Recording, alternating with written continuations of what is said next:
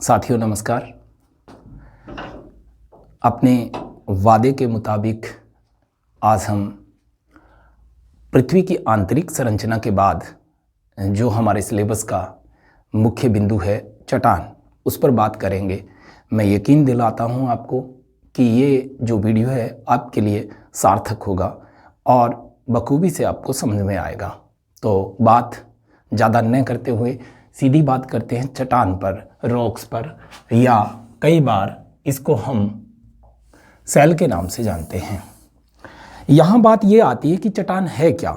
सामान्यतः चट्टान शब्द हमारे सामने आते ही हम लोग एक सोचते हैं कि एक कठोर कोई पदार्थ होगा या पत्थर जैसी कोई वस्तु होगी जिसको हम चट्टान कहें।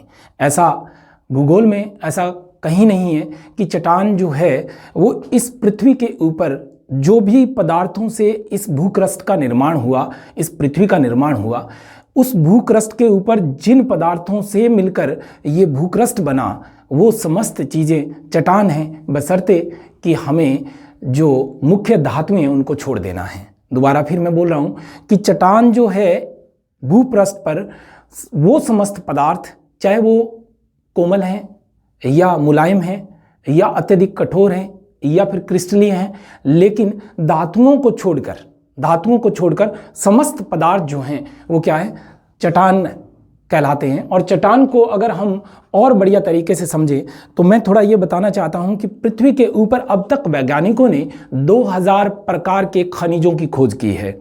2000 प्रकार के खनिजों की खोज की है और खनिज रासायनिक यौगिक होते हैं।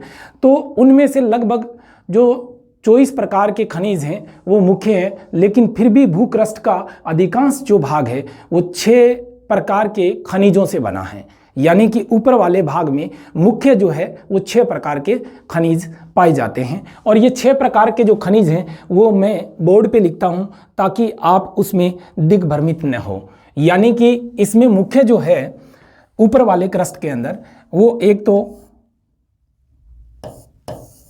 फेल्सपार, दूसरा जो है वो क्वार्टर्ज। यहां आपको ध्यान रखना है कि क्वार्टर्ज जो होता है वो एक आग्नेय चट्टान है। फिर तीसरा जो आता है वो आता है अब्रक। कौन सा? अब्रक। चौथा जो आता है वो आता है पायरोकसिस।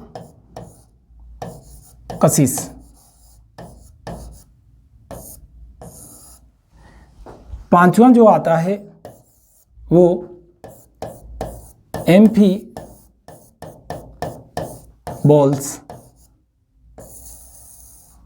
और छठा जो आता है ओलिविन। ये 6 ऐसे खनिज हैं जिनसे पृथ्वी के ऊपरी भूक्रस्ट का निर्माण हुआ है। इन 6 खनिजों के अलावा 8 ऐसे तत्व हैं जिससे इस पृथ्वी की रचना हुई है। यानी कि मैंने अभी दोहराया कि खनिज जो होते हैं वो रासायनिक यौगिक होते हैं, लेकिन तत्व जो है वो स्वतंत्र रूप से इन यौगिकों के लिए काम करते हैं। यहाँ बात आती है कि मुख्यतः फेल्सपार, क्वार्टर्ज और अब्रक जो है वो सिलिकेट समूह की चट्टानों के निर्माण में महत्वपूर्ण हैं। दोबारा फिर ध्यान देना इस बात पे। फेल्सपार, क्वार्टर्ज और अब्रक जो है वो सिलिकेट समूह की जो चट्टानें होती हैं, जिनमें अगर हम बात करें ग्रेनाइट चट्टानों की, तो उनका निर्माण इन 3 प्रकार के खनिजों से होता है। बाकी जो अन्य चट्टानें हैं जिनमें हम बात करें, ये 3 प्रकार के, जिसमें क्षारीय प्रवृत्ति की जो चट्टानें होती हैं वो इनसे निर्मित होती हैं। तो एक बार आप इसको नोट कर लें कि फेल्सपार, क्वार्टर्ज, अब्रक, पायरोकसिस और एम्फीबोल्स और ओलिविन ये मुख्य खनिज तत्व हैं जो रासायनिक यौगिकों के रूप में हमारी पृथ्वी के ऊपर मौजूद हैं, जिनसे सभी सेल्स यानी चट्टान का निर्माण होता है। चट्टान मुलायम, कठोर, क्रिस्टलीय कैसी भी अवस्था में हो सकती है, उसको हम चट्टान के नाम से जानते हैं, जिनसे भूक्रस्ट का निर्माण होता है। अब बात आती है कि मैंने जब आंतरिक संरचना पढ़ाई थी तब ये बात आपको बताई थी कि पृथ्वी के भूपृष्ठ पर अगर हम देखें, या जिसको भूप्रपट्टी मैंने कहा, उसके ऊपर अगर हम देखें तो 8 प्रकार के ऐसे तत्व हैं जिनसे इस पृथ्वी की रचना हुई है, जिसमें सबसे पहला जो आता है वो आता है ऑक्सीजन, उसके बाद सिलिका, एल्यूमिनियम, लोहा, सोडियम, पोटेशियम, मैग्नीशियम और कैल्शियम। ये 8 प्रकार के खनिज, मैं दोबारा फिर दोहरा रहा हूं कि सबसे ज्यादा जो प्रतिशत पाया जाता है भूक्रस्ट पे, 2007 के आरएस एग्जाम में भी इसको पूछा जा चुका है कि सबसे ज्यादा भूपृष्ठ पर पाए जाने वाला तत्व कौन सा है, तो वो कौन सा है, ऑक्सीजन है। तकरीबन 46.8% भाग पर, यानी जो भाग है वो भूक्रस्ट का ऑक्सीजन से निर्मित हुआ है। उसके बाद सिलिका, उसके बाद एल्यूमिनियम, उसके बाद लोहा, फिर जो आता है पोटेशियम, कैल्शियम, मैग्नीशियम और सोडियम। ये 8 ऐसे तत्व हैं जिससे भूक्रस्ट का निर्माण हुआ है। अब अगर आपने इनको लिख लिया है तो अच्छी बात है, क्योंकि 8 तत्वों से निर्मित हुई हैं। तो आप जब आंतरिक संरचना में हम पढ़ रहे थे तो इसमें आपको पहले वाला जो ऑर्डर था उसके लिए मैंने बोला था ओसियाल, यानी कि सर्वाधिक जो प्रतिशत है, लगभग 80% के आसपास, वो सारा का सारा क्या है, ऑक्सीजन, सिलिका, यानी ऑक्सीजन, सिलिका और एल्यूमिनियम और लोहा मात्र जो है 5% इसके अंदर पाया जाता है। बात समझ में आ गई होगी, ये ऑर्डर भी आपको याद रखना होगा। अब बात ये करते हैं कि चट्टानें जो होती हैं मुख्यतः कितने प्रकार की होती है। उत्पत्ति के आधार पर अगर हम देखें तो चट्टानें 3 प्रकार की होती है। कितने प्रकार की? 3 प्रकार की होती है। अब ये जो 3 प्रकार की चट्टानें हैं, पहले हम इनकी विशेषता पढ़ते हैं और फिर जो इनके ऑर्डर हैं, क्रम हैं, वो हम पढ़ते हैं। बहुत आसानी से समझ में आ जाएगा। यानी मेरा जो मकसद है वो है इस भूगोल के डर से आपको बाहर लेके जाना, काम की सारी बातें। दूसरी बात, एग्जाम से रूबरू करवाते हुए मैं हर चीज़ आपको बताऊंगा और उन चीज़ों को थोड़ा ज़्यादा आप ध्यान देंगे कि जो बारी बारी एग्जाम्स में पूछी गई हैं और जहां गलतियां होने की संभावना है। तो बात आती है कि उत्पत्ति के आधार पर पहली जो चट्टान है वो आग्नेय चट्टान है, यानी कि इस शब्द में ही अपने आप में ये बात झलकती है कि ये आग से पैदा हुई है। जो आग से पैदा हुई है इसका मतलब सीधी सी बात है कि वो कठोर है। दूसरी जो है, इन आग्नेय चट्टानों के बाद बात आती है अवसादी चट्टानें, जिनको परतदार भी कह देते हैं। कई बार क्या कह देते हैं? परतदार चट्टान भी कह देते हैं। ठीक है। तीसरा, इनका जो रूपांतरित रूप है, कायांतरित रूप है, उसको हम रूपांतरित चट्टान या कायांतरित चट्टान कहते हैं।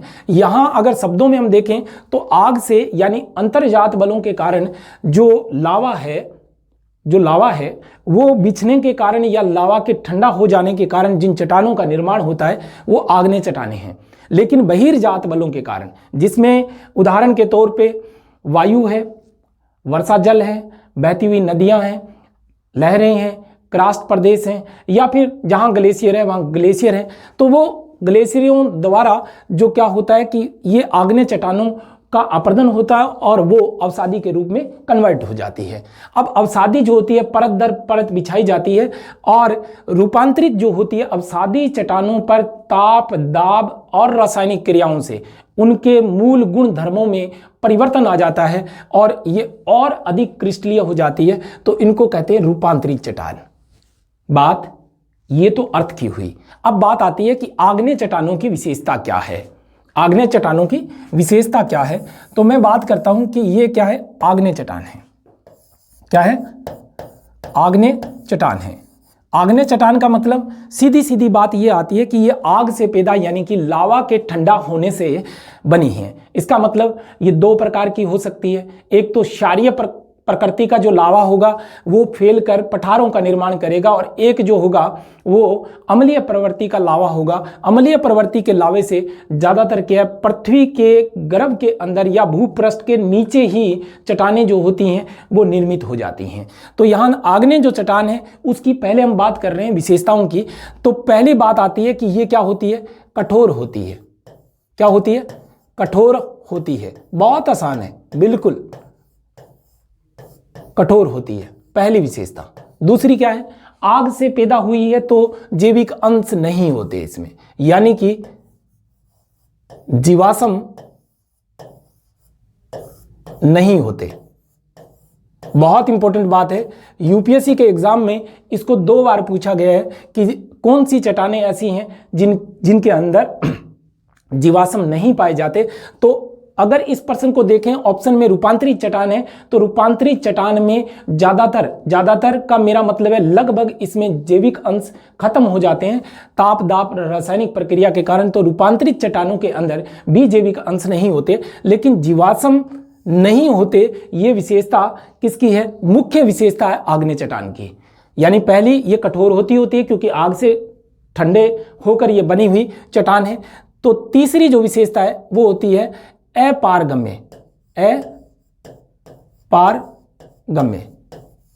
अपारगम्य का मतलब है इन चट्टानों में छिद्र नहीं पाए जाते और कोई भी तरल पदार्थ इनसे गुजर नहीं सकता। इसका मतलब ये अपारगम्य है, या फिर मैं इसको अपारदर्शी भी कह सकता हूं कि आर पार दिखता भी नहीं है इसमें, लेकिन इसमें जोड़ हो सकते हैं। क्या? दोबारा ध्यान देना, अपारगम्य जरूर है लेकिन क्या?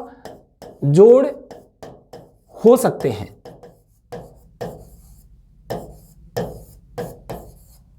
या फिर दरारें हो सकती हैं।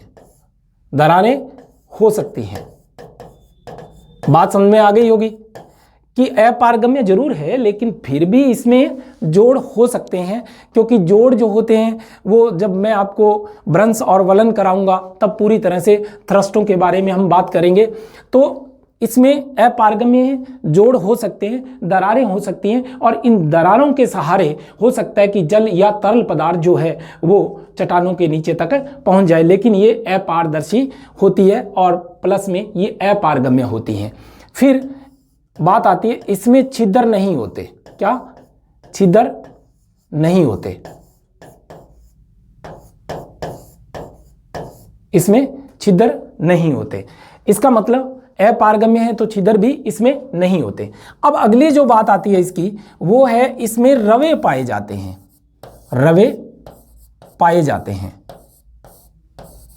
अब अगर ये बात आपको समझ में आ गई है कि रवे का मतलब यहाँ ये है कि ये चट्टानें जो हैं अम्लीय प्रकृति की होती हैं या क्षारीय प्रकृति की होती हैं। जब लावा ठंडा होता है तो इनके बीच में रवे रह जाते हैं, क्योंकि लावा ठंडा होने में समय लगता है, इसीलिए इन चट्टानों में रवे पाए जाते हैं। यहाँ एक बात बड़ी इंपॉर्टेंट है, रवे पाए जाते हैं, यहाँ एक बात बड़ी इंपॉर्टेंट है जिसको आप अपने दिमाग में रखोगे। आरपीएससी ने कई बार इस चीज को पूछा है कि इसमें एक अपवाद है ऑब्सीडियन। ये एक ऐसा अपवाद है जो कांच जैसी होती है। कैसी होती है? कांच जैसी, रवे रहित। दोबारा ध्यान देना इस बात पे, रवे रहित कांच जैसी चट्टान है जो भूगर्भिक चट्टानों में से आती है। तो या इसको मैं प्लूटोनिक चट्टान भी कह सकता हूं, रॉक्स कह सकता हूं। तो ऑब्सीडियन कांच जैसी है। कैसी है? कांच जैसी, रवे रहित है। बात समझ में आ गई होगी। कांच जैसी चट्टान है, रवे रहित है, और ये मुख्यतः जो है सिलिकेट समूह की चट्टानों में से आती है। तो बात ये हमारी है आग्नेय चट्टानों की विशेषताएं, यानी कि कठोर होती है। एक बात यहाँ और बड़ी ध्यान में रखने वाली है, जब इनके ऊपर अपरदन के कार्य काम करते हैं तो मुख्यतः इसमें ध्यान करना, रासायनिक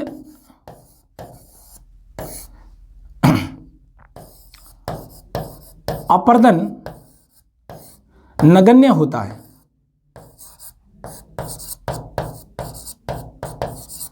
इसका मतलब जो आग्नेय चट्टानें होती है उनके ऊपर भौतिक अपक्षय ज्यादा काम करता है, भौतिक अपक्षय या अपरदन काम करता है, लेकिन रासायनिक घोलीकरण की प्रक्रिया, संरक्षण की प्रक्रिया बहुत न्यून पाई जाती है इसमें। इसका मतलब रासायनिक अपक्षय इसमें नगण्य होता है, बिल्कुल नगण्य के बराबर होता है। तो ये आग्नेय चट्टानों की विशेषता है। किसकी? आग्नेय चट्टानों की। अब हम बात करते हैं अवसादी चट्टानों की। बात समझ में आ गई? कठोर होती है, जीवाश्म नहीं पाए जाते क्योंकि आग से पैदा हुई है, अपारगम्य होती है, छिद्र नहीं होते, दरारें हो सकती हैं या फिर जोड़ पाए जा सकते हैं, लेकिन रवे युक्त होती है ये चट्टानें सामान्यतः। लेकिन एक अपवाद है ऑब्सीडियन, जो कांच जैसी क्रिस्टलीय होती है, और ये जो चट्टान होती है ये रवे रहित होती है और रासायनिक अपक्षय जो है इसमें नहीं होता, नगण्य के बराबर होता है। अब बात करते हैं हम अवसादी की। बात बड़ी आसानी से समझ में आ जाएगी। मैंने बताया कि ये आग्नेय चट्टान थी। क्या थी? आग्नेय चट्टान थी। और अब इसके ऊपर एक प्रक्रिया काम करती है, भौतिक अपक्षय, जिसको मैं दोबारा दोहरा रहा हूं। भौतिक अपक्षय जब होता है, जिसको अपतरण, बहुत बार आरपीएससी ने पूछा है, अपदलन या फिर अपसल्कन या फिर फोलिकेशन इसको कहते हैं। इसके अंदर जो आता है वो ऊपर से प्याज की भांति ये जो चट्टान है वो छिलके से उतरते रहते हैं, या एक बंद गोभी की तरह ऊपर से जैसे ही ताप दाब तुषार से वो हल्की होती रहती है, कमजोर होती रहती है, और अपरदन कारकों द्वारा ये अपक्षय जो होता है, इस प्रक्रिया से ढीली चट्टानों को बहाकर अन्यत्र स्थापित कर दिया जाता है। जब अन्यत्र स्थापित किया जाता है तो ये नीचे गड्ढों में ये जो चट्टान है वो इकट्ठी हो जाती है। अब जब ये इकट्ठी होती है तो सीधी सीधी बात यहाँ आपको बात समझ में आ जाती होगी कि ये परतदार जमा होती है। पहली बात अवसादी की बात कर रहा हूँ, ये क्या होती है? परतदार होती है, यानी कि परत पर परत जो है जमती चली जाती है। कहीं इसमें बजरी आएगी, कहीं बालू रेत आएगी, कहीं चीका प्रधान आएगी, कहीं लाल आएगी, परत पर परत जो है ये बनती जाती है, तो परतदार होती है। फिर दूसरी बात इसकी महत्वपूर्ण है, क्योंकि ये अपरदन कारकों और जटिल प्रक्रिया द्वारा ये निर्मित होती है, तो सीधी बात ये आती है कि इसमें जीवाश्म होते हैं, जीवाश्म होते हैं, रवे नहीं होते, रवे नहीं होते, यानी जीवाश्म युक्त होती है, रवे नहीं होते। अब ये पारगम्य होती है। क्या होती है? पारगम्य होती है। जब भी जल, आपने देखा होगा सामान्य धरातल के ऊपर जल या जो तरल पदार्थ डाला जाता है वो इनसे पार हो जाता है, तो अलग अलग कणों के आधार पर इनके अलग अलग नाम हो सकते हैं। तो ये क्या है? पारगम्य होती है, पारगम्य होती है। एक बात यहां अपवाद ध्यान रखना है कि इतनी मुलायम पारगम्य होती है। तो पारगम्य जब होती है तो इसका एक अपवाद है, वो है चीका। क्या? चीका। चीका, या मैं इसको क्या कह दूं? कले। कले, कई बार इसको हम ये भी कह सकते हैं मृत्तिका। मृत्तिका मिट्टी भी कह देते हैं, मृत्तिका मिट्टी। ये एक अपवाद है, चीका या क्ले या फिर मृत्तिका मिट्टी एक अपवाद है, जो मुलायम होते हुए, परतदार होते हुए या अवसादी होते हुए भी क्या है कि ये पारगम्य नहीं होती। जैसे कि ऑब्सीडियन जो एक तरह से अपवाद था आग्नेय चट्टानों की कि रवे रहित होती है, उसी तरह से सारी पारगम्य चट्टानें होती हैं कौन सी? अवसादी। लेकिन एक अपवाद है चीका या क्ले मृदा, जो भी कई बार पूछा जा चुका है, जो अपवाद है। मैं थोड़ा सा इसमें और बता दूं आपको कि मृत्तिका मिट्टी के जो कण होते हैं वो 1/256 mm से भी छोटे होते हैं। जब मैं मिट्टियां आपको करवाऊंगा तो ये बात पूरी तरह से स्पष्ट कर दूंगा, क्योंकि इसके कण बारीक होते हैं और बारीक कणों में ये जल अवशोषित करने की अपार क्षमता रखती है। इसका मतलब जल अवशोषित करने के बाद इसके कण फूल जाते हैं और जो जल होता है वो इससे नीचे पार नहीं हो पाता, तो इसको अपारगम्य भी कहते हैं। अब बात आती है कि इसमें जैविक अंश होते हैं, मुलायम होती है, परतदार होती है, रवे नहीं होते, और खास बात मुलायम, या फिर इसको आप ऐसे लिख सकते हो असंगठित। असंगठित का मतलब समझ गए होंगे कि बालू रेत की तरह ये असंगठित भी हो सकती है, या फिर कई बार ये बहुत मुलायम चट्टान के रूप में, जैसे सोप स्टोन है या खड़िया पत्थर है, तो इस तरह की चट्टान, अवसादी चट्टान बहुत मुलायम भी हो सकती है। तो ये बात आती है अवसादी चट्टानों की। यानी अब दोबारा फिर ध्यान दें, आग्नेय चट्टानें अंतर्जात बलों के कारण धरती पर पैदा हुई और जो परतदार चट्टानें हैं वो जो है बाह्य बलों के कारण, अपर्दन और अपक्षय की प्रक्रिया के कारण ये धरातल के ऊपर बिछी हुई हैं। यहां अगर मैं बात करूं अवसादी चट्टानों में, तो मूल विशेषता ये आती है कि भूपृष्ठ का, ये प्रश्न कई बार पूछा जा चुका है, भूपृष्ठ का लगभग जो 75% भाग है वो अवसादी चट्टानों से ढका हुआ है। सबसे ज्यादा अवसादी चट्टानें हैं। दूसरी बात, 20% जो है वो बेसाल्ट की चट्टानें हैं। यानी यहां रीट एग्जाम में भी ये प्रश्न रिपीट हो चुका है कि धरातल की ऊपरी मुख्य आग्नेय चट्टान है, तो उसमें आता है बेसाल्ट। बेसाल्ट दरारी उद्भेदनों के कारण या दरारी उद्गारों के कारण ये धीरे धीरे लावा जो है फैल कर पठार का निर्माण करते हैं और उसका रंग सामान्यतः काला या ग्रे कलर का होता है। इसका मतलब समझ में आ गई होगी कि बेसाल्ट की जो चट्टानें हैं उसमें मैग्नीशियम की प्रधानता के कारण इसका रंग काला हो जाता है, और जितना अधिक मैग्नीशियम की मात्रा बढ़ेगी उतना इसका कलर और ज़्यादा डार्क होता जाएगा। तो 20% बेसाल्ट की और 5% भूपृष्ठ के ऊपर ग्रेनाइट चट्टान है। कौन सी है? ग्रेनाइट चट्टान है। इसका मतलब समझ गए होंगे कि सर्वाधिक विस्तार जो है किसका है? अवसादी चट्टानों का 75% भूपटल के ऊपर। अब बात आती है कि ये तो रही विशेषता किसकी? अवसादी की। अब बात आती है किसकी? रूपांतरित चट्टान की। किसकी? रूपांतरित चट्टान की।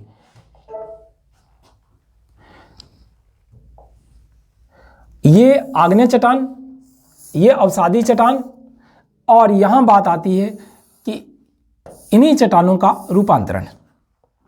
रूपांतरण या कायांतरण, गुणधर्मों में परिवर्तन हो जाना, पूरी तरह से जो चट्टान मूल आग्नेय थी उससे भी ज़्यादा क्रिस्टलीय हो जाती है। एक बात तो ये क्रिस्टलीय हो जाती है, दूसरी बात इसमें रवे बहुत कम होते हैं, और तीसरी जो बात है इन चट्टानों, आग्नेय चट्टानों से विपरीत अगर हम देख रहे हैं तो जीवाश्म रहित होती है लगभग, लेकिन खनिजों से युक्त होती है। दोबारा ध्यान देना इस बात पे कि खनिजों से युक्त होती है, क्योंकि इसमें रासायनिक परिवर्तनों के कारण जो तत्व होते हैं वो यौगिकों के रूप में कन्वर्ट हो जाते हैं। तो खनिज युक्त होती है कौन सी? रूपांतरित चट्टानें या कायांतरित चट्टानें। जीवाश्म नहीं है, क्रिस्टलीय यानी कि और कठोर और दृढ़ होती है। ध्यान देना, कठोर और दृढ़ होती है ये।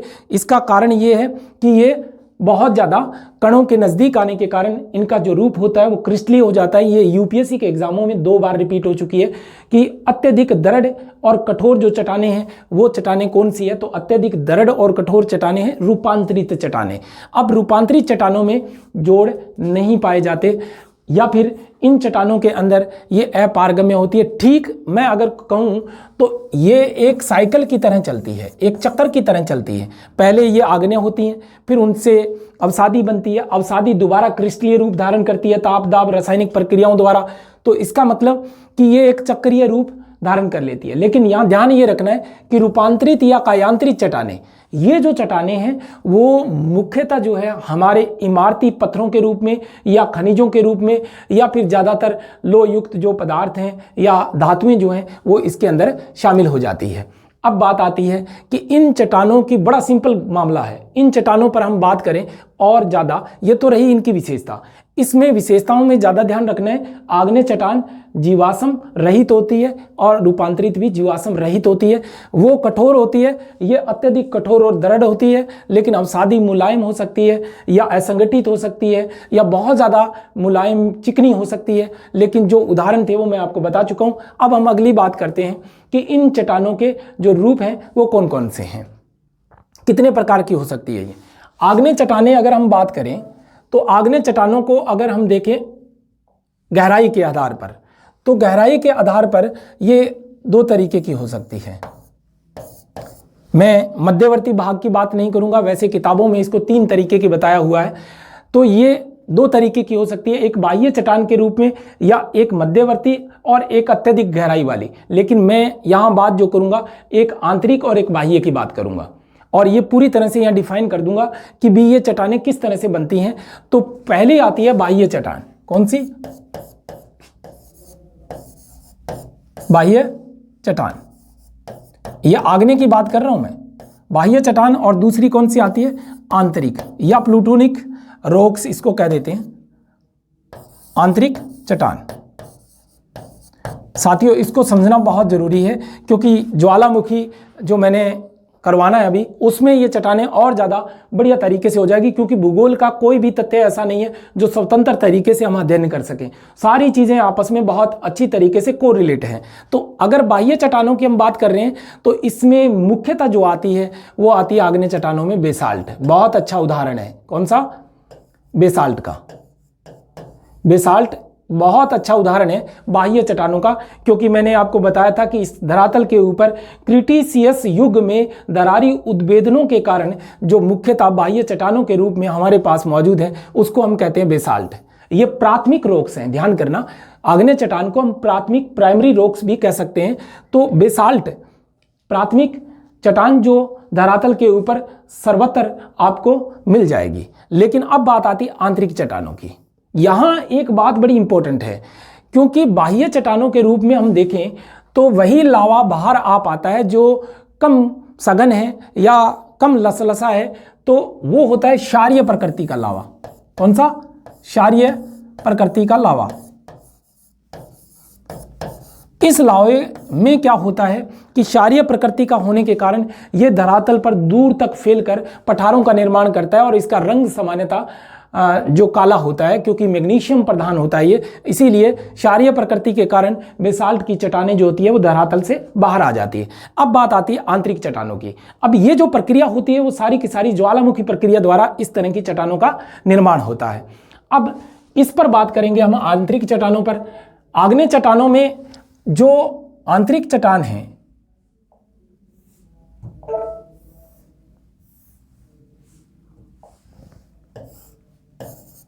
आंतरिक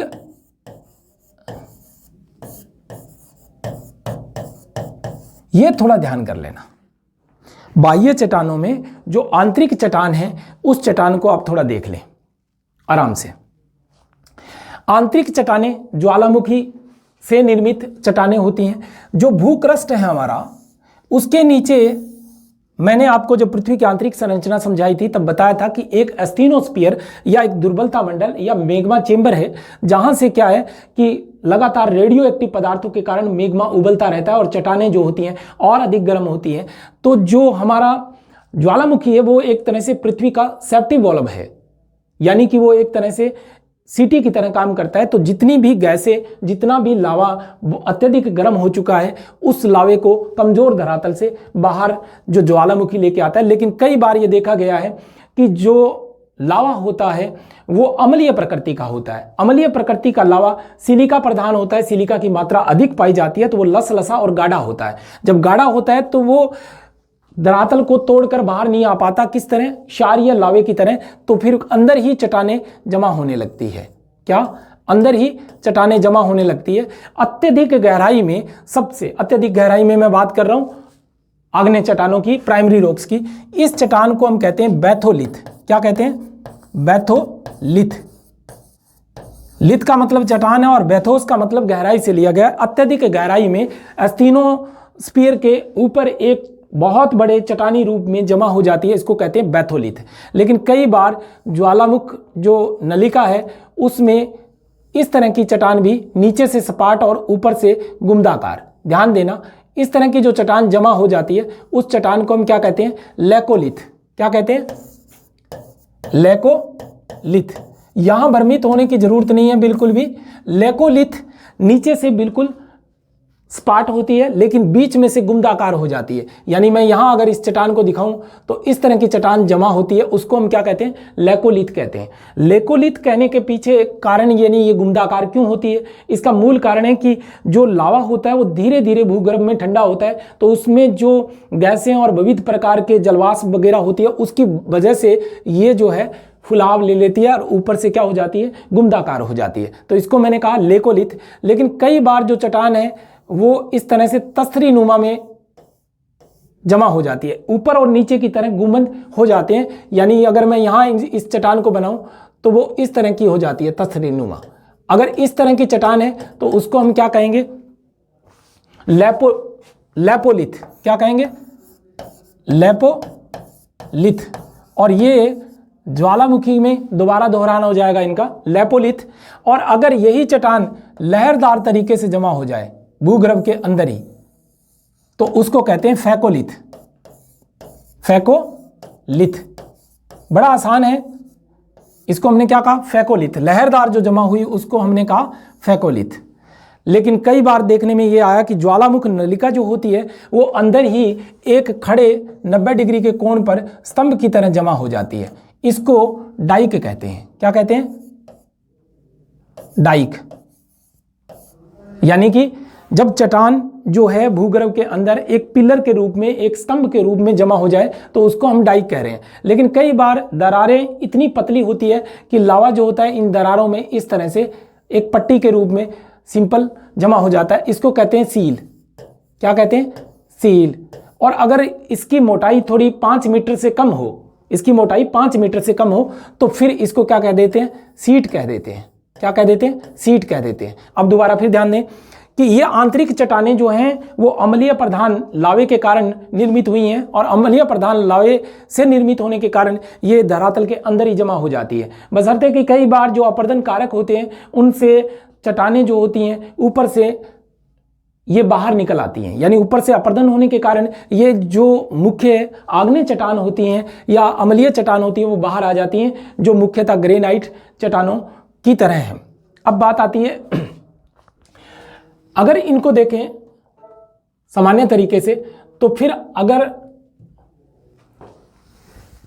लावे की प्रकृति के आधार पर देखा जाए तो ये 2 प्रकार की है। कौन सी? अम्लीय और क्षारीय।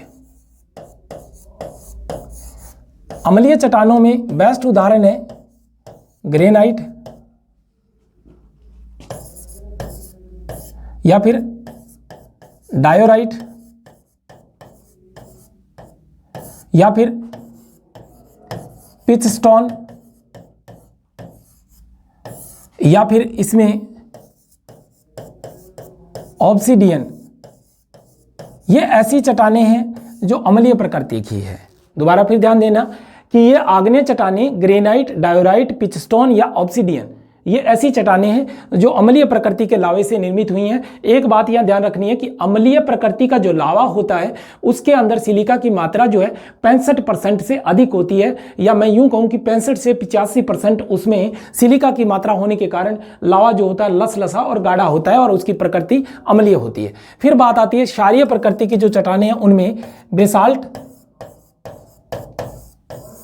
या फिर ग्रेबो। कई बुकों में इसको गैब्रो भी लिखा हुआ है। क्या लिखा हुआ है? इसको कई बार गैब्रो भी लिखा हुआ है। तो बात एक ही है, ग्रेबो और इसके अलावा रायोलाइट। एक बात आपने ध्यान देनी है, जैसे डोलेमाइट है वो अवसादी चट्टान है, लेकिन डोलेराइट जो है वो एक आग्नेय चट्टान है। तो थोड़ा ध्यान कर लेना, रायोलाइट, ग्रेबो या गैब्रो और बेसाल्ट जो है एक क्षारीय प्रकृति की चट्टानें हैं, और ग्रेनाइट, डायोराइट और पिच स्टोन, ऑब्सिडियन जो है वो अम्लीय प्रकृति की आग्नेय चट्टानें हैं। इन चट्टानों में मुख्यतः आपको ध्यान रखना है ग्रेनाइट का और इसके अलावा बेसाल्ट का और ग्रेबो का, जो सामान्यतः धरातल के ऊपरी हिस्सों में पाई जाती है। बाकी जो चट्टानें हैं वो गहराई वाली चट्टानें हैं या अत्यधिक गहराई वाली चट्टानें हैं। तो यहाँ एक बात और ध्यान रखनी है कि ऑब्सिडियन या फिर एक चट्टान होती है पेरिडोटाइट। ये 2 तो चट्टानें हो ही गई हैं, अम्लीय और क्षारीय।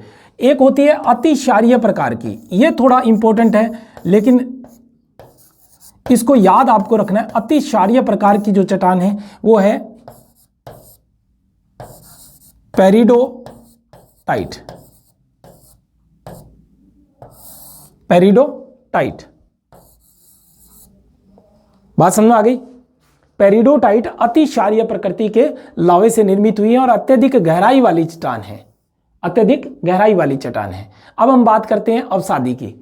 अवसादी में विशेषता मैं बता चुका हूं, जिसमें अवसादी चट्टानों में अगर बात करें हम तो कांग्लोमेरेट हो सकती है, या लिग्नाइट कोयला, पीट मिट्टी, या फिर अन्य जैसे खड़िया पत्थर है, सोपस्टोन है, या अन्य निर्माण की जैसे चीका है, क्ले है या सैल है, ये सारी की सारी अवसादी चट्टानें हैं जो आग्नेय चट्टानों के रूपांतरण या आग्नेय चट्टानों के जो बाह्य प्रक्रम है, अनाच्छादन प्रक्रम है, उन प्रक्रमों के कारण इसका निर्माण हुआ। अब बात आती है रूपांतरण की। तो ये जो पूरी की पूरी प्रक्रिया है वो रूपांतरण से, अवसादी से रूपांतरण कैसे होता है इसको हमें पढ़ना पड़ेगा। हम बात कर रहे हैं अम्लीय, क्षारीय और अति क्षारीय चट्टानें, जो कि प्राइमरी रॉक्स या फिर हम कह सकते हैं आग्नेय चट्टानें।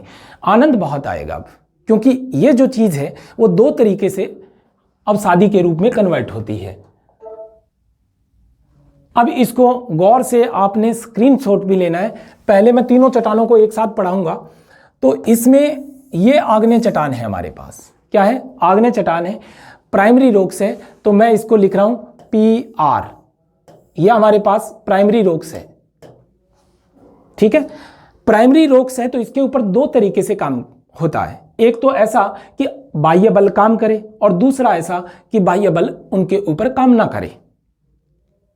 दोबारा फिर सुनो इस बात को कि अगर बाह्य बलों ने काम किया तो जो अवसादी से जो रूपांतरण होगा वो अलग तरीके से होगा, और अगर बाह्य बलों ने काम नहीं किया, चट्टान धरती के अंदर थी और करोड़ों साल से वो अपर्दन के ऊपर वाले कारकों ने उसको बाहर नहीं निकाला, तो वो अंदर की अंदर ही एक अलग रूप में सीधी की सीधी कन्वर्ट हो जाती है। तो यहाँ दो मूल आग्नेय चट्टानें हैं, जिसमें ग्रेनाइट और बेसाल्ट, जिनके दो तरीके के रूपांतरण होंगे।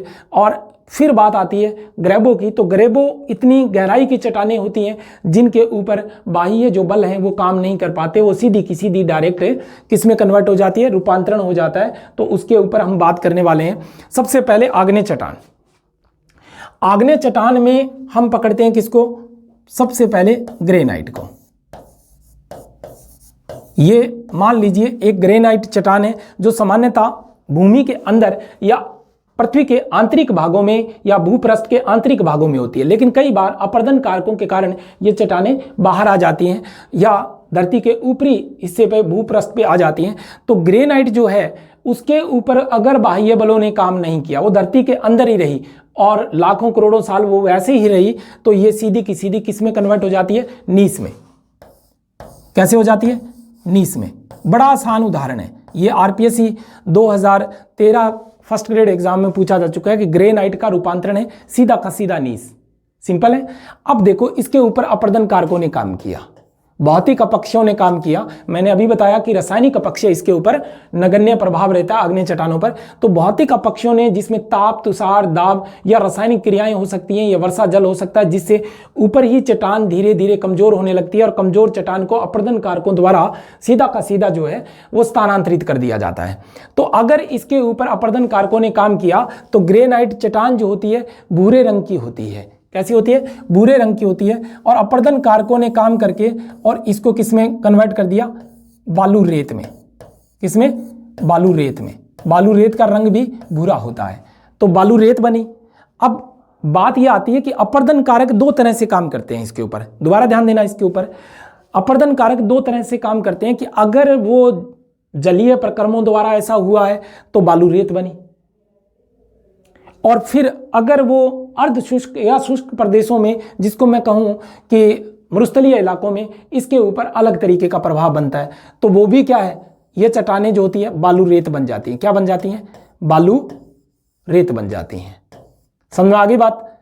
अगर ये बालू रेत जलीय प्रक्रमों द्वारा जल के नीचे चली जाती है तो ये बलुआ पत्थर बन जाती है। क्या, बलुआ पत्थर बन जाती है। बात समझ में आ गई यहां तक। बालू रेत अगर जल के साथ आई और जल के नीचे ही लाखों करोड़ों वर्षों तक पड़ी रही तो ये बलुआ पत्थर में कन्वर्ट हो जाती है। और बलुआ पत्थर जो होता है वो क्वार्टर जाइट में कन्वर्ट हो जाता है। दोबारा ध्यान देना इस बात पे। अगर जलीय प्रक्रमों द्वारा बालू रेत, फिर ये दोबारा रूपांतरण हुआ बलुआ पत्थर, और बलुआ पत्थर क्वार्टर जाइट में कन्वर्ट हो जाता है। ये इस धरातल पर सबसे कठोरतम चट्टान है क्वार्टर जाइट, क्योंकि अरावली भी वर्तमान में अवसादित होने के बाद या अवशिष्ट होने के बाद भी उनका जो रूपांतरण हुआ वो अब क्वार्टरजाइट में है। अरावली एक अपशिष्ट वलित पर्वत श्रृंखला है जो क्वार्टरजाइट में है। इसका मतलब क्वार्टरजाइट कठोरतम चट्टानों में से एक है। इसके बाद अगर ये शुष्क प्रदेशों में है तो ये बालू रेत किस में कन्वर्ट हो जाएगी? कांग्लोमेरेट में। ध्यान देना, कांग्लोमेरेट में। कितना आसान है। अब कई बार जो राजस्थान का भूगोल है उसमें इस शब्द को संगुटी कासम लिखा हुआ है, संगुटी कासम। ये हिंदी रूपांतरण है इसका, कांग्लोमेरेट का, है ना। कांग्लोमेरेट या संगुटी कासम कैसी चट्टान होती है? ये अर्ध मरुस्थलीय क्षेत्रों में या मरुस्थलीय क्षेत्रों में बालू रेत हवा के साथ उड़कर या गिरिपदों में एकत्रित हो जाती है, जहां कुछ कंकड़ पत्थर, यहां मैं समझा रहा हूं, कंकड़ पत्थर जो है उनके बीच में ये बालू रेत जो होती है वो फंस जाती है पूरी तरह से, और एक लंबे समय के बाद ये गजक की तरह, गजक आपने देखी होगी, गजक की तरह जो पदार्थ होते हैं वो अपने अंदर समाहित कर लेती है, और इसको कहते हैं कांग्लोमेरेट। ये अवसादी चट्टान है, ध्यान करना, क्योंकि कंकड़ पत्थरों के साथ रेत अपने आप व्यवस्थित हो जाती है, तो इसको कहते हैं कांग्लोमेरेट। ये अर्ध शुष्क जो प्रदेश हैं उनके अंदर पाई जाती है। अब कांग्लोमेरेट जो होती है वो किस में कन्वर्ट हो जाती है?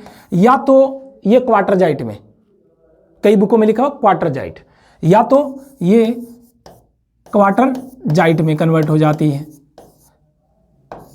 या फिर इसको अगर गौर से देखें तो ज्यादातर जो किताबें हैं उनके अंदर इसको लिखा हुआ है संगमरमर। क्या? संगमरमर। या फिर कई बुकों में इसको क्या लिखा हुआ है? कांग्लोमेरेट को ग्रेनाइट। अब यहां जाके लोग दिग्भ्रमित हो जाते हैं कि ग्रेनाइट लिखा हुआ है, कहीं संगमरमर लिखा हुआ है, कहीं क्वार्टरजाइट लिखा हुआ है। तो ये अंतिम रूपांतरण है इसका, ध्यान देना, क्योंकि ये क्रिस्टलीय हो जाती है। कांग्लोमेरेट एक गजक की तरह की एक चट्टान है जिसमें कंकड़ पत्थर अलग अलग युगों के इकट्ठे होते हैं, और उसमें जो रेत है वो फिट हो जाती है, और फिट होने के बाद क्या होता है कि ये संगमरमर में कन्वर्ट हो जाती है। संगमरमर क्या है? एक इमारती पत्थर है, मार्बल्स, है ना। ग्रेनाइट भी क्या है? एक इमारती पत्थर है। ये ग्रेनाइट वो नहीं है जो प्राइमरी रॉक्स की बात कर रहा हूं मैं, ध्यान करना। ये प्राइमरी रॉक्स की जो बात कर रहा हूं ग्रेनाइट, ये अलग है, और ये ग्रेनाइट वो है जो आपके किचन में लगा होता है, जिसके अंदर छिपकेदार जो ग्रेनाइट पत्थर होता है उसको ग्रेनाइट बोला गया। तो यहाँ उसको हम संगमरमर कह सकते हैं या ग्रेनाइट पत्थर कह सकते हैं। हमारी बोलचाल की भाषा में इसको हमने क्या कहा? ग्रेनाइट पत्थर का। ये इमारती पत्थरों में सबसे मजबूत पत्थरों में से होता है जो कभी भी धोखा नहीं देता। धोखा देने का मेरा मतलब है एक पतली सी भी पट्टी इसकी आसानी से नहीं टूटती, जबकि ग्रेनाइट की पतली पट्टी जो होती है वो टूट सकती है प्राइमरी रॉक्स की, क्योंकि इसमें रवे पाए जाते हैं, और इसमें रवे जो है बहुत छोटे पाए जाते हैं। इसका मतलब संगमरमर कह सकते हो, संगुटी कासम या कांग्लोमेरेट का रूपांतरण, या फिर जो एसके ओझा है उसमें क्वार्टरजाइट लिखा हुआ है इसको। तो चिंता करने की जरूरत नहीं है। दोबारा फिर ध्यान दें, ग्रेनाइट अगर सीधी कन्वर्ट हुई भूमि के अंदर ही करोड़ों साल में, लाखों साल में, तो वो नीस में कन्वर्ट हो जाएगी। किसमें? नीस में। नीस एक तरह से क्वार्टरजाइट की का ही रूप है। नीस और क्वार्टरजाइट एक जैसी कठोरतम चट्टानों में से हैं या दृढ़ चट्टानों में से हैं। तो अगर जल के साथ हुआ तो बालू रेत, बलुआ पत्थर और क्वार्टरजाइट में कन्वर्ट हो जाएगी। अगर ये अर्ध मरुस्थलीय क्षेत्रों में हुआ तो बालू रेत, कांग्लोमेरेट, संगुटी कासम, संगमरमर या ग्रेनाइट में ये कन्वर्ट हो जाएगी, जिसको क्वार्टरजाइट ये आप कह सकते हो। बात समझ में आ गई होगी। अब बात करते हैं इसी चट्टान में, आग्नेय चट्टानों में, किसकी? ये हमारे पास बेसाल्ट की चट्टान है। किसकी? बेसाल्ट चट्टान है। अब बेसाल्ट चट्टान पे भी दो तरह के प्रक्रम होते हैं। अगर वो भूगर्भ में है, अगर वो भूगर्भ में है तो सीधी की सीधी ये किस में कन्वर्ट हो जाती है? एम्फीबोलाइट में। किसमें? एम्फीबोलाइट में। अब इसको आप क्या कह सकते हो? फाइलाइट भी कह सकते हो।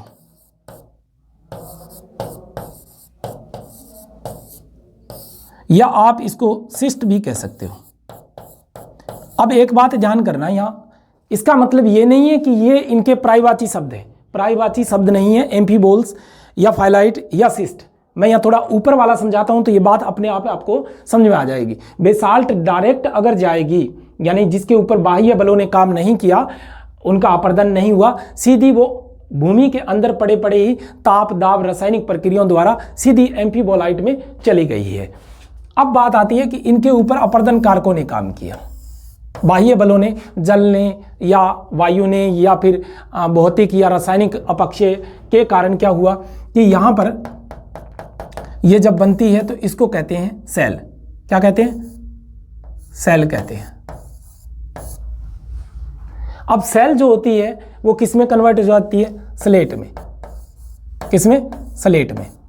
अब स्लेट एक तरह का पत्थर है, एक तरह का पत्थर है, लेकिन थोड़ा कमजोर पत्थर है, जिसको आपने देखा होगा कोटा स्टोन के तौर पे।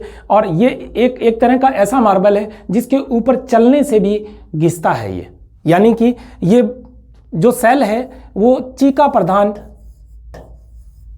या फिर काली मृदा या फिर रेगुर मिट्टी के तौर पर, हमारा स्थानीय नाम है ये, रेगुर मिट्टी के तौर पर होती है।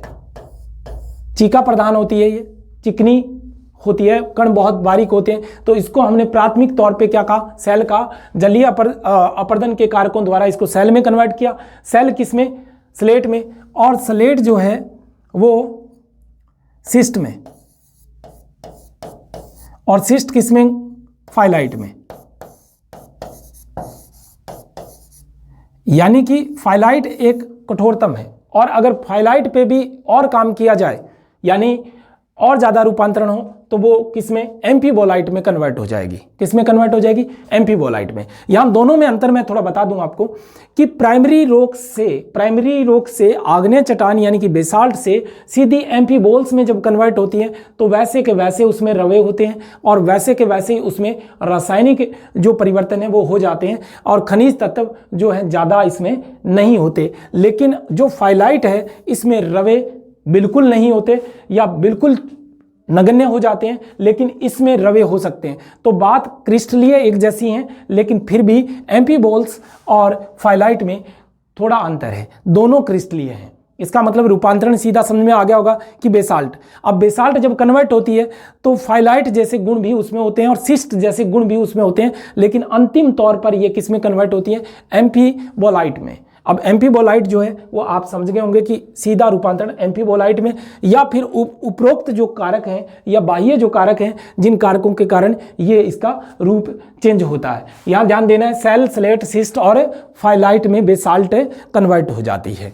अब अगली जो बात है वो बड़ी आसान है, और भी ये मैं अवसादी से रूपांतरण बता रहा हूँ। अब इसमें मैं कौन कौन सा अवसादी मानूं? सेल भी अवसादी है और स्लेट भी अवसादी है। इससे ऊपर जो है रूपांतरण होता गया है। अगर ये बात बड़ी समझने की है कि कई बार ऐसा होता है कि आपके पास कोयले के 4 प्रकार दिए हुए हैं, पीट, लिग्नाइट, बिटुमिन्स और एंथ्रेसाइट। उसके आगे भी इसके रूप हो सकते हैं कि ग्रेफाइट हो सकता है या हीरा हो सकता है। ये जो चीज़ें हैं वो एक क्रम से क्या बनती है? तैयार होती हैं। तो एक क्रम से जब तैयार होती हैं तो बीच वाले सारे रूप अवसाद होते हैं, अवसादी होते हैं। अंतिम जो रूप होता है उसको फिर हम कायांतरित कहेंगे। तो अगर एक लाइन में ये चीज़ें दी हुई हैं तो इसका जो कायांतरित रूप होगा, सेल और स्लेट क्या है? एक तरह से अवसादी हैं, लेकिन ऊपर वाले जो रूप हैं वो क्या है? क्रिस्टलीय होते जाते हैं। जितना ज़्यादा क्रिस्टलीय या दृढ़ होते जाएंगे उनको हम रूपांतरित कहते जाएंगे। अब ये रूपांतरित भी है, ये भी रूपांतरित है और ये भी रूपांतरित है, लेकिन चारों ऑप्शन आपको दे दिए जाएं तो फिर सेल इसमें क्या है? अवसादी है। और अगर ये सेल नहीं है और ये 3 या इससे भी कोई एक रूप और दे दिया जाए तो फिर इसमें स्लेट क्या है? अवसादी है। बात समझ गए होंगे आप। अब बात आती है तीसरी प्राइमरी रॉक्स की। तीसरी जो प्राइमरी रॉक्स है आपके पास वो क्या है? ग्रेबो है। ग्रेबो जैसे कि मैंने आपको बताया कि ये एक आंतरिक पतालीय चट्टान है, या मैं यूं कहूं कि ये एक प्लूटोनिक जो रॉक्स है। इस रॉक्स पे ज़्यादातर बाह्य बल काम नहीं करते, तो ये सीधी की सीधी किस में कन्वर्ट हो जाती हैं? सर्पेटाइन में। किसमें? सर्पेटाइन में। बात समझ में आ गई होगी। अब किसी झंझट में पड़ने की जरूरत नहीं है कि इनसे किस तरह के रूपांतरण होते हैं। तो ग्रेबो किसमें? सर्पेटाइन में। अब बात आती है कि ये तो रही प्राइमरी रॉक्स का रूपांतरण। पहले अवसादी में आता है, या तो 2 तरीके हुए, या तो जिसके ऊपर बाह्य बलों ने काम नहीं किया तो डायरेक्ट वो उसके गुण धर्मों में परिवर्तन होना सीधी डायरेक्ट हो जाती है, जैसे ग्रेनाइट किसमें? नीस में, और बेसाल्ट किसमें? एम्फीबोलाइट में, और ग्रेबो किसमें, सर्पेटाइन में। और बाह्य बलों ने काम किया तो वो रूपांतरण में आपको बता चुका हूं। लेकिन अब बात आती है अवसादी चट्टानों की। अवसादी चट्टानों में भी रूपांतरण होता है, क्योंकि ये गुलन प्रक्रिया द्वारा या फिर अपरदन प्रक्रिया द्वारा या संरक्षण द्वारा ये अवसादी चट्टानें निर्मित हो जाती हैं। अब अवसादी चट्टानें जो होती हैं, पहले उनको देखो कि कितने प्रकार की होती हैं। वो तो पढ़ लिया हमने, इसके बारे में अगर हम पढ़ें तो ये 3 प्रकार की होती है। कितने प्रकार की? 3 प्रकार की, और बहुत ही आसान है। पहली होती है जैव। क्या? जैव, अजैव और रासायनिक। जैव चट्टानों में अगर हम देखें तो सिंपल बात है कि इस चट्टान को आपने बहुत सुंदर तरीके से याद करना है। अवसादी चट्टानों में जैव, जो जैविक अंशों से निर्मित हुई हैं या जीवों द्वारा उसकी उत्पत्ति हुई हैं। तो जैव चट्टानों में सबसे पहले हम पकड़ते हैं किसको? लिग्नाइट को, या फिर जिप्सम को, या फिर चूना पत्थर को, या फिर खड़िया पत्थर को। ध्यान करना, खड़िया पत्थर को सोप स्टोन भी कह दिया जाता है, या फिर ये एक तरह का मुलायम घिया पत्थर होता है। तो खड़िया पत्थर जो है वो ये सारी की सारी जो है जैव चट्टानें हैं, या पीठ मृदा भी इसमें शामिल की जा सकती है, क्योंकि वो भी अवसादी चट्टान है। तो जैव चट्टानों में जैविक अंशों की मात्रा भरपूर होती है, और ख़ास बात ये कि ये अखंडमीय होती है। यहाँ बात पकड़ लेनी है आपको, क्योंकि आरएस एग्जाम में, फर्स्ट ग्रेड एग्जाम में कई बार ये रिपीट हुआ है, अखंड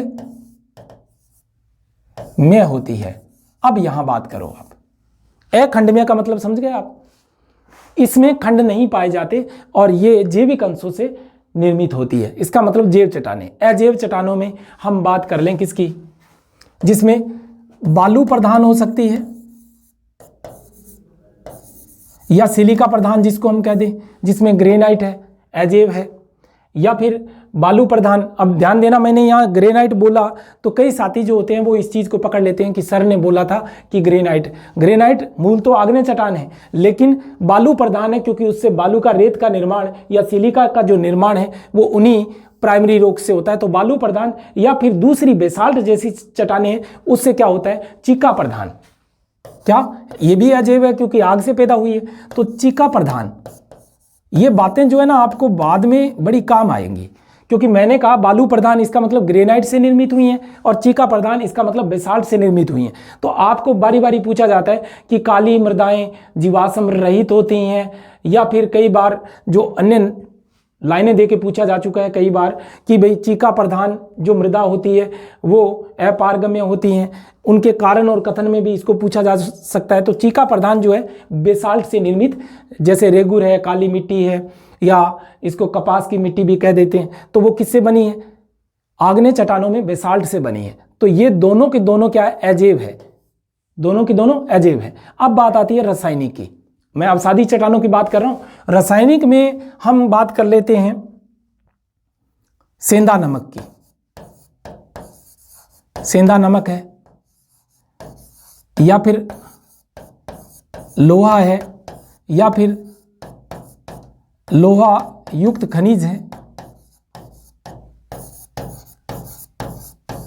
या फिर जिप्सम भी हो सकती है। जिप्सम ध्यान देना, जिप्सम जैव और रासायनिक दोनों में ही आती है। जैव और रासायनिक दोनों में आती हैं।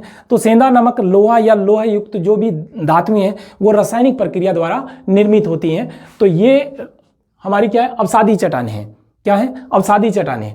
अब इनमें कौन कौन सी ऐसी अवसादी चट्टानें जो बारी बारी एग्जाम्स में पूछी जाती हैं, तो ध्यान ये करना है, अखंडमीय चट्टानें जो जैविक अंशों से निर्मित हुई हैं, जिनमें जीवाश्म पाए जाते हैं, वो अखंडमीय होती हैं, जैविक चट्टानें होती हैं और अवसादी होती हैं। अजैव जो कि बालू प्रधान या सिलिका प्रधान, और दूसरी जो होती है वो चीका प्रधान हो सकती है। इधर जो है रासायनिक में सेंधा नमक, लोहा, या फिर हम बात कर सकते हैं लोहा युक्त खनिज या जिप्सम की। बात समझ में आपको आ गई होगी। अब हम बात इसी के अंदर करते हैं कि इनका रूपांतरण कैसे होता है। इसमें जैसे कांगलो मेरठ है, मैंने बताया आपको कि ये संगुटिकासन के नाम से भी जानी जाती है, या फिर बलुआ पत्थर है, या फिर जिप्सम है, या फिर खड़िया पत्थर है, या फिर चूना पत्थर है। समझ आ रही बात? ये ऐसी चट्टानें हैं जो सीधी की सीधी, कहीं भ्रमित होने की जरूरत नहीं है कि सर इसमें तो ये दिया हुआ है, इसमें ये दिया हुआ है, इसमें ये दिया हुआ। बलुआ पत्थर जो है क्वार्टरजाइट में कन्वर्ट होता है, लेकिन बाकी सीधी की सीधी वो जो क्वार्टरजाइट है वो भी संगमरमर की तरह काम करता है। कांग्लोमेरेट है, जिप्सम है, खड़िया पत्थर है, चूना पत्थर है, ये सारे के सारे किसमें संगमरमर में कन्वर्ट हो जाते हैं। अब बात समझ में आ गई होगी आपको। अब संगमरमर जो है उसके लिए मैं एक शब्द और इस्तेमाल कर सकता हूं जिसको हम ग्रेनाइट पत्थर कह सकते हैं। क्या? ग्रेनाइट, इमारती पत्थर। अब ये मूल प्राइमरी रॉक्स नहीं है, ध्यान कर लेना। ये ग्रेनाइट हमारी बोलचाल की भाषा में इस्तेमाल करते हैं, जो एक तरह से मार्बल यानी कि संगमरमर ही है। तो कांग्लोमेरेट या संगुटिकासन किस में कन्वर्ट हो जाती हैं? ग्रेनाइट पत्थर में कन्वर्ट हो जाती हैं, और है ये संगमरमरी। तो खड़िया पत्थर है, चूना पत्थर है, जिप्सम है, ये किस में चले जाते हैं? संगमरमर में। तो अब बात आती है कि इन चट्टानों में मुख्य बात जो ध्यान में रखने वाली है कि आरपीएससी में जब भी पूछा गया आज तक प्रश्न, तो जब बात आती है यूपीएससी की, तो वो मुख्य नॉलेज देखते हैं कि किस सब्जेक्ट पर आपका कितनी पकड़ है। तो वो विशेषताओं की लाइनें उठाते हैं कि आग्नेय चट्टानों में ये निम्न में से आग्नेय चट्टानों में विशेषता नहीं पाई जाती, या अवसादी चट्टानों की विशेषता नहीं है, या निम्न में से अवसादी की विशेषता जो है वो पाई गई है, या मुख्य विशेषता क्या है। तो यहाँ ध्यान करना, आग्नेय चट्टानों की मुख्य विशेषता है कि ये जीवाश्म रहित है, और रूपांतरित चट्टानों की मुख्य विशेषता है कि ये कठोरतम और दृढ़ता युक्त होती हैं, और अवसादी चट्टानों की मुख्य विशेषता है कि ये जीवाश्म युक्त होती हैं, जीवाश्म इनमें पाए जाते हैं। अब बात करते हैं हम आरपीएससी द्वारा पूछे गए प्रश्न भी, और उससे पहले बात करते हैं कुछ ऐसे फैक्ट जो एनसीईआरटी और अन्य किताबों से मैंने एकत्रित किए हैं, तो उनके ऊपर बात करते हैं हम। यह हमारे पास फैक्ट है जिनके ऊपर हम बात करेंगे। अब पहला जो फैक्ट है वो है कांग्लोमेरेट कैसी चट्टान है। तो इसमें 3 प्रकार की मुख्य चट्टानें हैं। तो कांग्लोमेरेट को हम कहेंगे कि वो एक अवसादी चट्टान है। कैसी है? अवसादी चट्टान है। क्वार्टर्ज और क्वार्टरजाइट किस प्रकार की सेल है? तो क्वार्टर्ज जो है मैंने आपको बताया कि मुख्य खनिजों में से एक है, जो सिलिका समूह का खनिज है। सिलिका युक्त जो चट्टानें होती है उसमें मुख्यतः ये पाया जाता है। क्वार्टर्ज आग्नेय है, लेकिन क्वार्टरजाइट क्या है? रूपांतरित है। दोबारा ध्यान कर लेना, यूपीएससी में पूछा गया प्रश्न है। क्वार्टर्ज आग्नेय है और क्वार्टरजाइट क्या है? ये रूपांतरित है। फिर अगली बात आती है कि अम्लीय आग्नेय चट्टानों में सिलिका की मात्रा कितने प्रतिशत तक पाई जाती है? तो अम्लीय लावे के अंदर सामान्यतः जो ग्रेनाइट चट्टान होती है, वो ग्रेनाइट चट्टान में जो सिलिका की मात्रा होती है वो तकरीबन 65 से 85% तक हो सकती है। कितनी? 65 से 85% तक हो सकती है। अब बात आती है कि कौन सी चट्टान सर्वाधिक कठोर होती है? तो मैंने आपको बता दिया है क्वार्टरजाइट। कौन सी? क्वार्टरजाइट। टिलाइट कैसी चट्टान है? टिलाइट, ध्यान देना, टिल जो है वो अवसादी है। क्या है? अवसादी है। टिल अवसादी है, लेकिन टिलाइट जो है वो एक तरह की रूपांतरित चट्टान है। ये थोड़ा और ध्यान करना कि टिल जो होता है, टिल का मैदान, वो सामान्यतः जो हमारे ग्लेशियर से निर्मित एक अवसादी मैदान होता है जिसको टिल का मैदान कहते हैं, वो जब रूपांतरित हो जाए तो उसको हम टिलाइट चट्टान कहते हैं। सामान्यतः जो सोना है वो इन्हीं टिलाइट चट्टानों में सिराओं के रूप में या रेसों के रूप में पाया जाता है। तो टिलाइट रूपांतरित चट्टान है। क्या है? यहाँ थोड़े थोड़े अंतर की बात है, लेकिन फिर भी आपको इन्हें ध्यान रखना होगा। टिल अवसादी है, टिलाइट क्या है? रूपांतरित चट्टान है। फिर है लोएस किस प्रकार की चट्टान है? लोएस के बारे में अगर हम बात करें तो लोएस का जो पठार है वो चीन में है, और चीन का भूगोल लिखा था वान रिचथोफन ने। दोबारा ध्यान करना, वान रिचथोफन ने जो चीन का भूगोल लिखा उसमें लोएस के मैदानों का जिक्र किया, और लोएस के मैदान या लोएस के पठार किस तरह से निर्मित होते हैं, वो होते हैं वायु निर्मित निक्षेपित मैदान होते हैं ये। तो लोएस जो किस प्रकार की चट्टान है, तो वायु निक्षेपित चट्टान है, जो वायु के महीन कण जो होते हैं कहीं और से उड़कर वहां एकत्रित हो जाते हैं। तो लोएस के बारे में बताया था वान रिचथोफन ने। और वान रिचथोफन ने एक बात और बहुत महत्वपूर्ण बताई, रिया और फ्योर्ड तटों में अंतर बताने वाला भी वान रिचथोफन था, रिया और फ्योर्ड तटों में। अब रिया तट तो नदियों से निर्मित होते हैं, जहाँ तटीय क्षेत्रों में धाराएं या नदियां जो है एक लंबवत तरीके से समुद्रों में एक घाटी बना देती है, तो उसको तो कहते हैं रिया तट। जबकि फ्योर्ड तट होते हैं वो ग्लेशियर से बनते हैं, ये 90 डिग्री के कोण पर खड़े तट होते हैं जिनको हम कहते हैं फ्योर्ड तट। ये अंतर स्पष्ट किया था वान रिचथोफन ने। बात आती है यूरेनियम किस प्रकार की चट्टानों में पाया जाता है। यूरेनियम एक तरह से हमारे पास आणविक खनिज है जो कि कायांतरित चट्टानों में पाया जाता है। किसमें? कायांतरित या रूपांतरित, एक ही बात है। रूपांतरित चट्टानों में पाया जाता है यूरेनियम। यूरेनियम ऊर्जा का महत्वपूर्ण स्रोत के रूप में उभर कर अब सामने आया है। क्वार्टरजाइट का निर्माण किस प्रकार की चट्टानों के रूपांतरण से हुआ है? क्वार्टरजाइट, तो इससे पूर्व की चट्टान कौन सी थी? बलुआ पत्थर से, यानी कि अवसादी थी बलुआ पत्थर, तो बलुआ पत्थर से इसका निर्माण हुआ। किसका? क्वार्टरजाइट का। ये बात आप स्क्रीनशॉट ले लें। अब इसके बाद बात आती है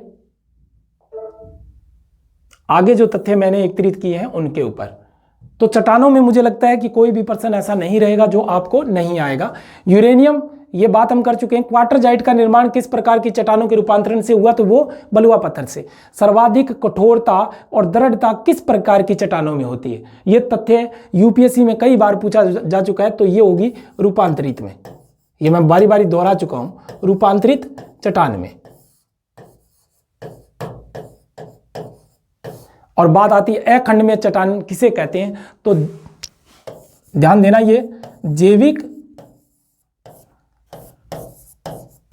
अवसादी चट्टानों में होता है।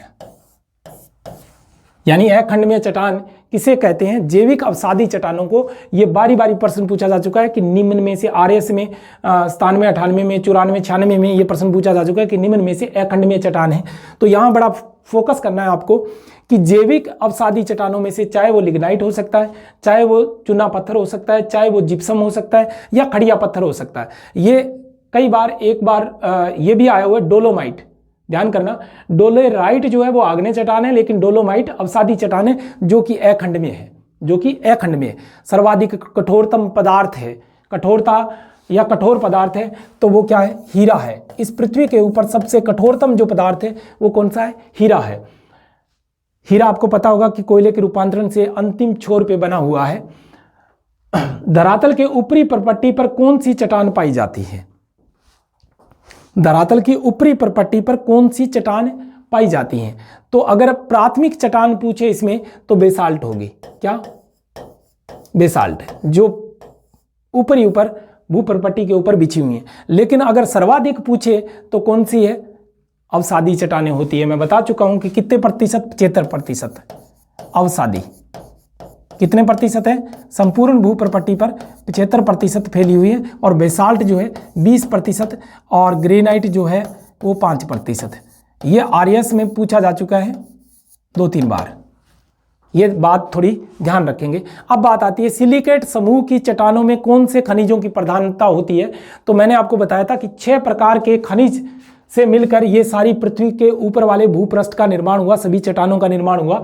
तो क्वार्टर्स यानी कि आग्नेय, फेल्सपार और अब्रक जो है वो 3 खनिज ऐसे हैं जिनमें सिलिकेट समूह के खनिजों में शामिल किया जाता है, और 3 खनिज ऐसे हैं जिनको हम क्षारीय प्रकृति के जो लावा है उसके अंदर शामिल करते हैं, जिनमें मैंने बोला था पायरोक्सिस और एम्फीबोल्स और ओलिविन।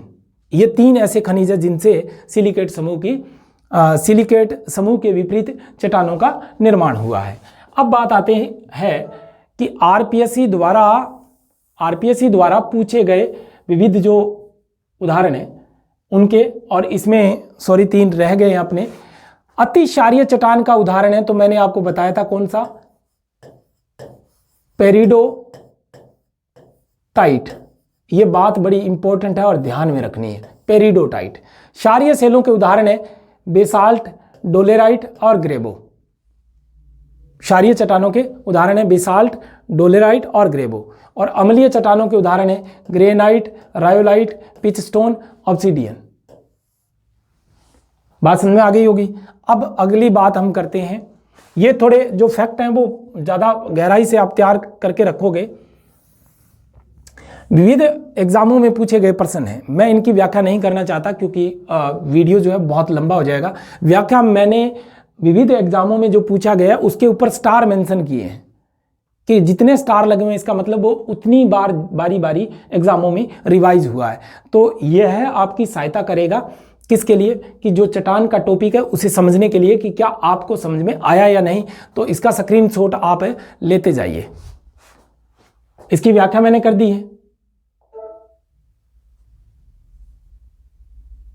है ना।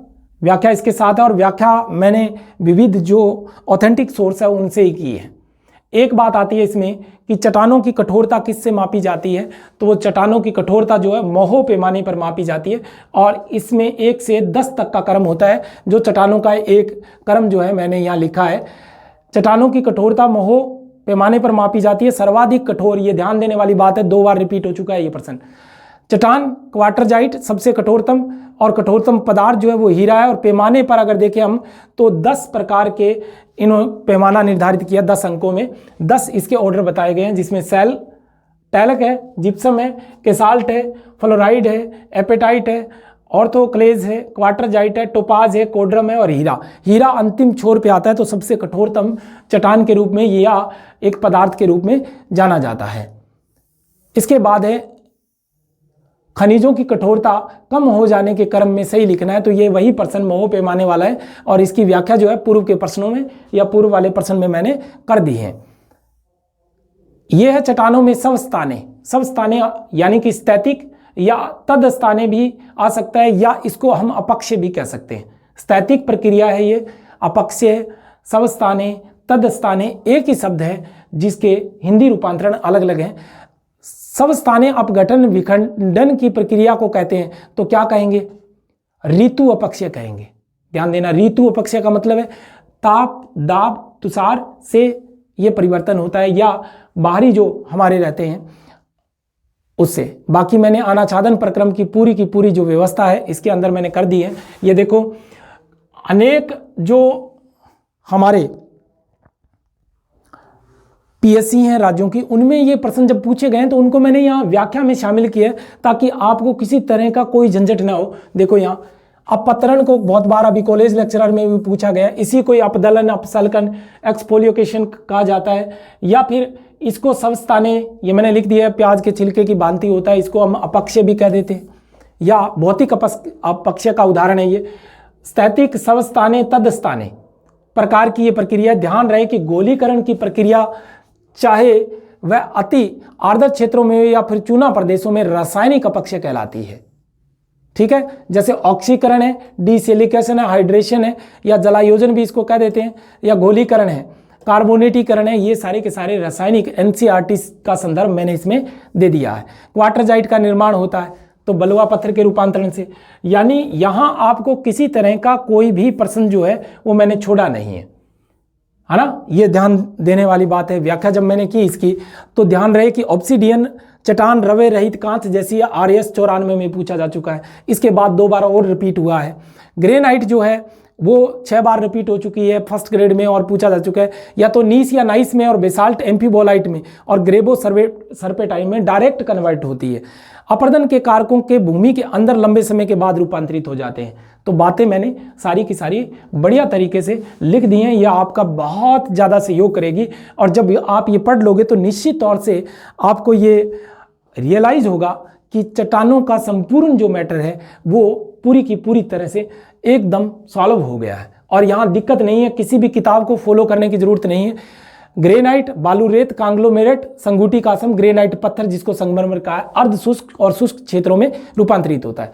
आर्द्र क्षेत्रों में पानी के नीचे ग्रेनाइट बालू रेत बलुआ पत्थर क्वार्टरजाइट जो सर्वाधिक कठोरतम चट्टान है, ये 2 बार पूछा जा चुका है, स्टार मैंने मेंशन करके छोड़ा है। Basalt shale slate schist phyllite में रूपांतरित हो जाती है। चोक व चूना पत्थर जिप्सम कांग्लोमेरेट संगमरमर में रूपांतरित हो जाता है। पीट मिट्टी लिग्नाइट बिटुमिन्स एंथ्रेसाइट ग्रेफाइट हीरा में जो सर्वाधिक कठोर पदार्थ है, ये 2 बार पूछा जा चुका है। यानी हर चीज को जैविक सेल अखंडमय होती है, जैसे उदाहरण चूना पत्थर खड़िया पत्थर चोक और पीट मिट्टी या कोयला निर्माण की प्रथम अवस्था और बिटुमिन्स, है ना। विश्व में सर्वाधिक अम्लीय आग्नेय चट्टानों का उत्तम उदाहरण है तो ग्रेनाइट है, वो मैंने यहाँ लिख के बता चुका है। बेसाल्ट और अति क्षारीय का उदाहरण है पेरिडोटाइट, ये वो 2 बार रिपीट हो चुका है। ये जो ज़्यादा मैं व्याख्या नहीं करते हुए जो पूरी की पूरी PDF है वो आपको टेलीग्राम चैनल के ऊपर मिल जाएगी। और ये जो बारी बारी RPSC या विविध एग्जामों में पूछे गए चट्टान से संबंधित प्रश्न है, जिनका कलेक्शन जो है आपको टेलीग्राम चैनल पर मिल जाएगा। अब साथियों बात आती है, क्योंकि हर कोई आदमी कहता है कि मेरे चैनल को सब्सक्राइब करो, इस वीडियो को आप लाइक करो और शेयर करो। मैं ये बात तो आपको नहीं कहूँगा। अगर आपको मेरी क्लास मेरी मेहनत अच्छी लगी तो ये काम आप स्वत ही कर देंगे, वरना सिफारिश करने से ये काम आप नहीं करोगे, शायद मैं भी नहीं करूँगा। तो ये अगर क्लास आपको अच्छी लग रही है तो कोई अगर मेरी इस क्लास से फ़ायदा लेना चाहता है तो भूगोल से संबंधित जो विद्यार्थी है उनको इस बात से इस वीडियो से अवगत करवाएं। और रही बात ये कि मैं मेरे वादे से मुकरने वाला नहीं हूँ। ठीक है, ऐप में थोड़ी टेक्निकल प्रॉब्लम आ रही है। बहुत सारे विद्यार्थी सवाल करते हैं कि सर ऐप जो है वो कब आएगा, कब आप टेस्ट लोगे। तो मैंने बताया था 25 जनवरी से मैं रेगुलर टेस्ट जो है वो टेलीग्राम चैनल और ऐप पर शुरू कर दूंगा। तो जो आना चाहता है सीधा बिना क्लासों के सिर्फ टेस्ट के तौर पे, तो मैंने आपको बताया था कि 43 बड़े और 43 छोटे और 19 बड़े टेस्टों में 3 महीने में ये सिलेबस जो है बहुत बढ़िया तरीके से करवा दूंगा। आपको यकीन रखना होगा और आपको जो है भरोसा बना के और मेरा सहयोग करना होगा। जय हिंद, जय भारत, धन्यवाद।